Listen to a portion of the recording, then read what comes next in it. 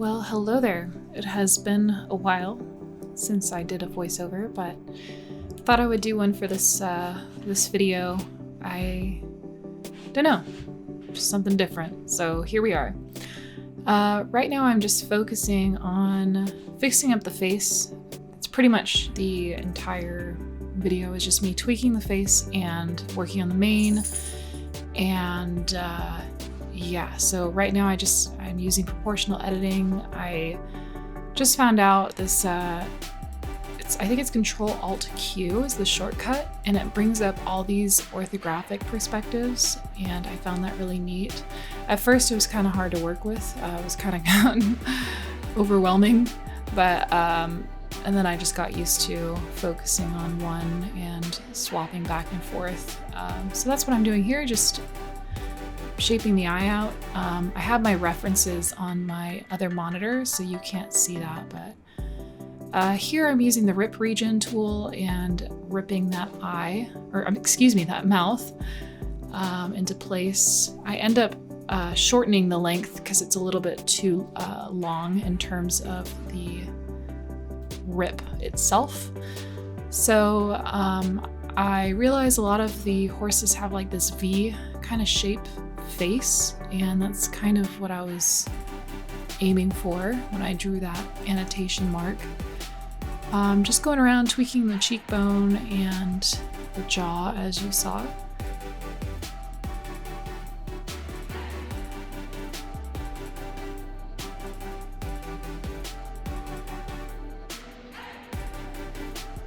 So now I'm going to go ahead and map out where I think the nostrils should go, and this is where I thought the best place for it would be.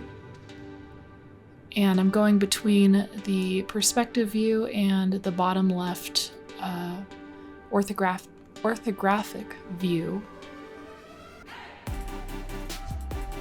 It's kind of hard to say. Here I'm cutting in like this neck fold that I've seen in a lot of horse photos. It's like a muscle, I guess. Not too sure.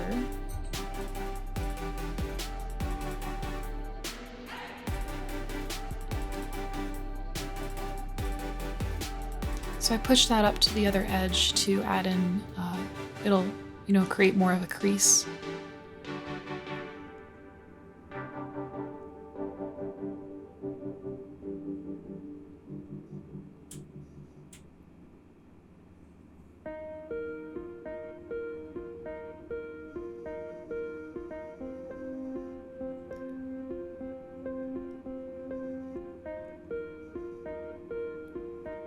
I'm noticing that mouth is like way too far back, so I went ahead and joined the two verts.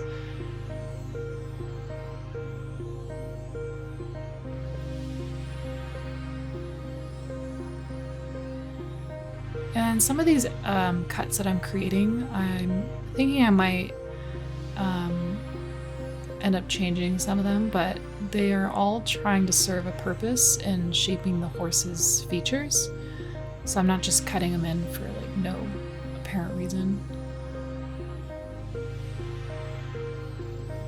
But I would like to get some more topology around the mouth area, so I think in the next video you'll see me doing that.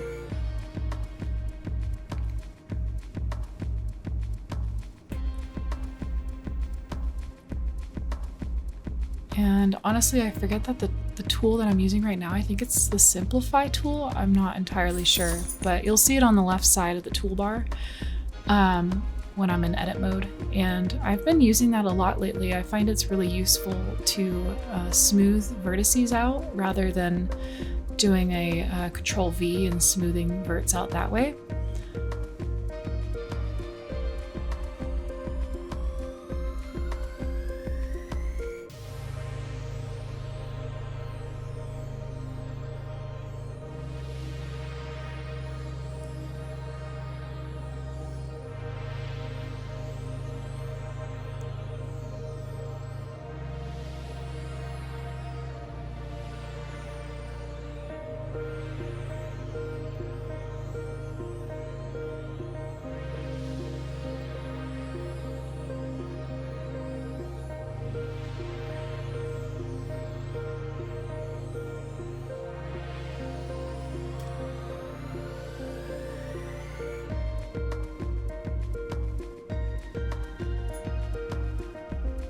Again, just shaping the face and looking at my references to see what needs to be adjusted.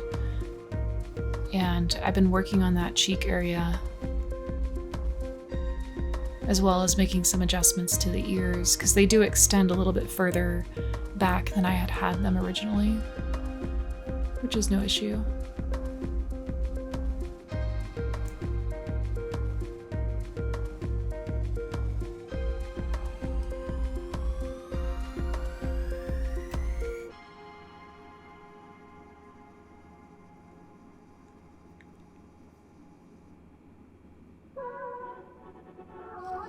Again, using that simplify tool, I believe. I'll make a note if it's called something else around the eyeball to smooth the faces out.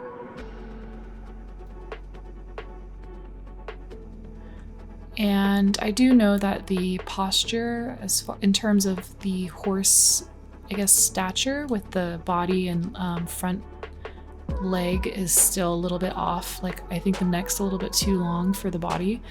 So I will end up adjusting that too. It's on my long to-do list.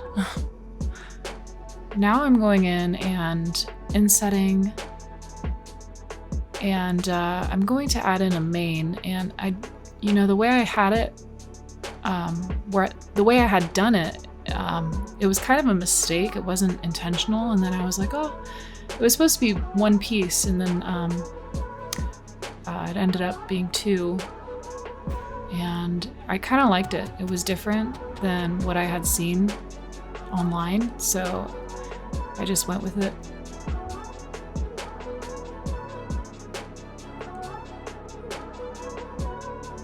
So there I was just trying to see what it would look like if I added some cuts in and did some proportional editing, and I kind of liked it, so again, I just decided to stick with it.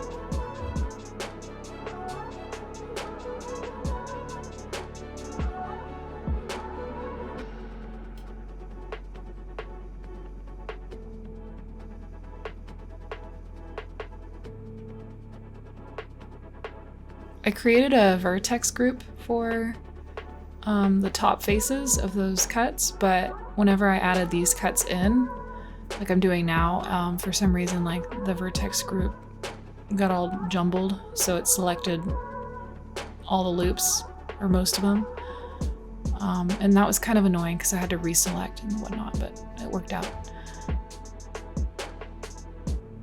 So now I'm hiding those faces so they don't get affected by the rotation.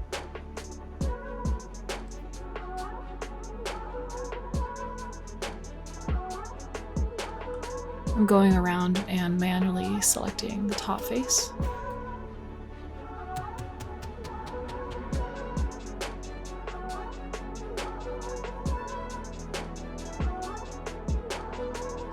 So I think when I apply the mirror, I'm actually going to individually edit some of those parts of the mane that are coming off, like little fin things,